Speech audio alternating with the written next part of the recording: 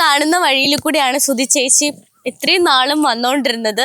എനിക്ക് തോന്നുന്നു one time ഒരാൾക്ക് മാത്രമേ അല്ലേ നടക്കാൻ പറ്റുന്ന ഒരു വഴിയാണ്. അങ്ങോട്ട് ഒരാൾ വന്നു കഴിഞ്ഞാൽ നമുക്ക് അങ്ങോട്ടും ഇങ്ങോട്ടും മാറാൻ പറ്റില്ല.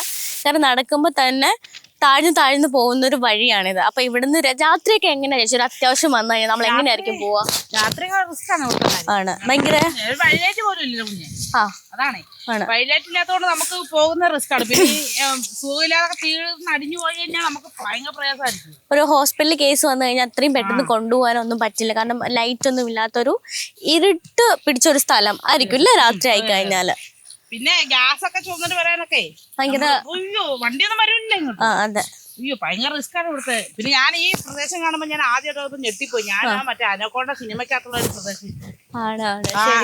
ഞാനില്ല നടന്നൊക്കെ പോകുമ്പോ എനിക്ക് ഒറ്റയ്ക്ക് ചില സമയത്ത് ആദ്യം വന്ന സമയത്ത് പ്രായമില്ലല്ലോ, ബുദ്ധിവാസം ഇല്ലാത്ത സമയമായതുകൊണ്ട് ഇവിടെ വരുമ്പോഴത്തേക്കും പേടിച്ചൊക്കെ പോവായിരുന്നു. എത്ര വയസ്സിലാണ് ഇങ്ങോട്ടേക്ക് വന്നത്? 16 വയസ്സ്.